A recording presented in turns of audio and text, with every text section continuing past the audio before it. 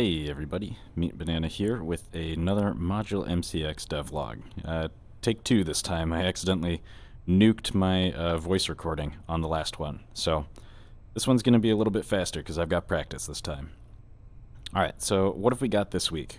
Well, we don't have 20 minutes of a complete overhaul of what the MCX is and all of that stuff, so we should be able to just get right down to basics here.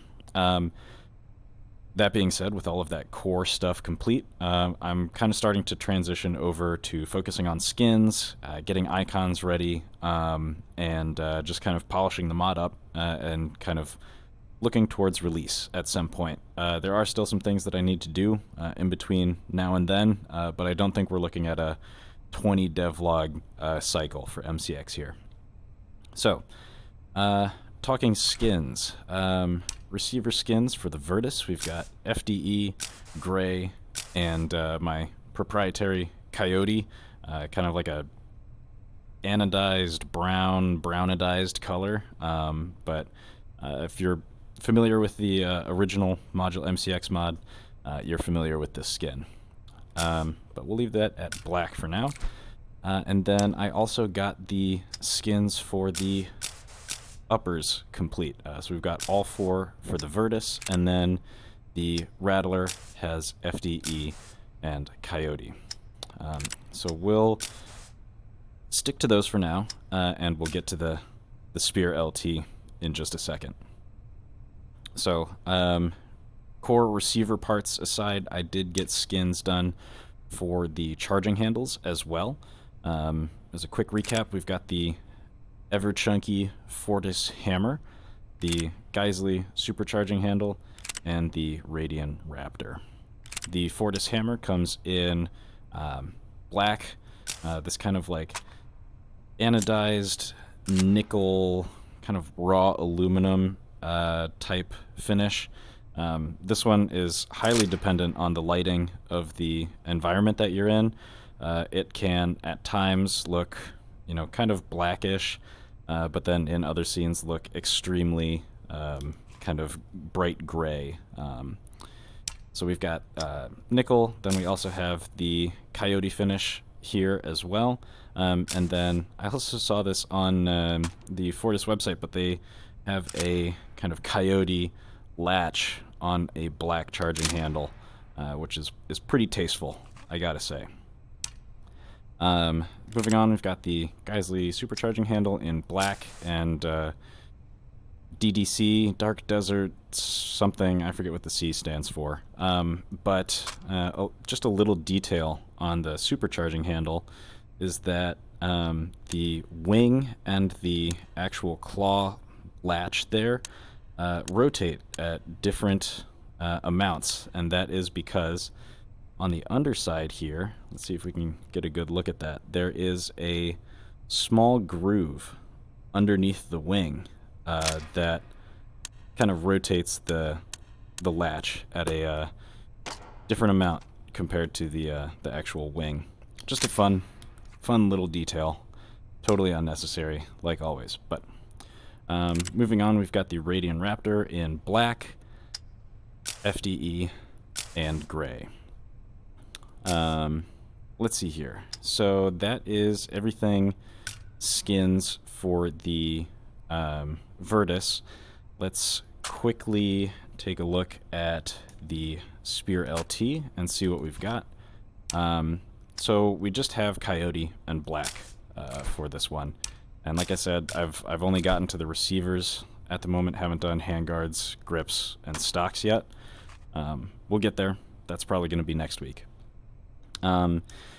Just kind of looking at the finish here, I think I need to kind of redo the textures for the black variant.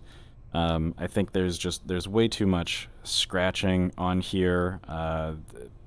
The metal has this kind of like greenish hue to it, and that goes for like all the parts. So I kind of need to do a comprehensive retexture of the LT, get that looking a little bit better. But yeah, so we've got that. We'll get that back to the normal default Coyote finish. There we go. Looking good. Alright, so let's jump back to the Vertus real quick and talk some other new additions. If we click our touchpad on here, we can sling lock the Vertus and customize it from here. And actually, before we do that, let's pop open our options panel, firearms, hide controller geo. There we go.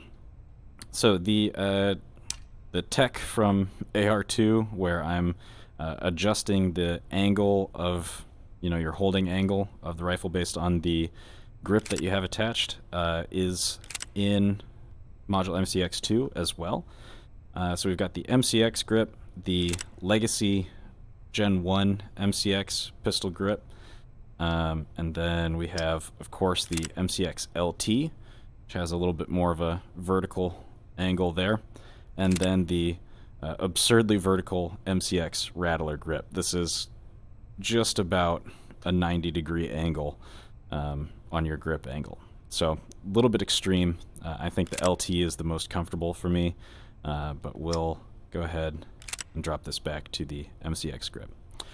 Actually, we'll stick to the Legacy grip as we move over to the MCX handguards, because I saw in a comment from last week someone mentioned this handguard, and I had to go out and find it immediately.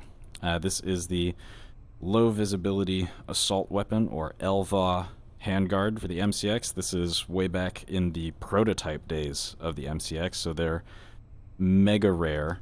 You never see them, and your best bet to get one is actually probably an airsoft replica. But we've got it here in H3, and as you may notice, it's got just a couple Picatinny slots up here, but otherwise there's no M-lock, no key mod attachment points on here. It may look like these are M-lock slots, but they are not, just simply because the gas block kind of takes up that space there. But we have these MCX Legacy rails here that you can just drop in to these little itty-bitty holes there and kind of customize your rail slots as you see fit. Me personally, I'm kind of partial to having none whatsoever, but yeah, you've got 2 inches and 4 inches there to play with, which allegedly should be all you need, right? Anyways, that is everything we've got for MCX so far this week. Couple things that I still need to do, obviously redo icons, continue adding skins for stocks and other parts. There is one more stock tube adapter that I'm working on here, which may kind of escalate into a couple additional 1913 stocks, but I'm still modeling that. That still needs to be textured and completed, so we'll probably see that in a future devlog. Overall, like I said, I'm kind of hoping for this to be a shorter devlog cycle. We shouldn't have like 20 videos for MCX here. We're moving pretty quickly on these ones. Reducing the scope of the mod helps as well. So we should be finishing this one up and getting it out to you guys pretty quickly here. As always, I'll keep you all in the loop, and we'll see you in the next one. Take care.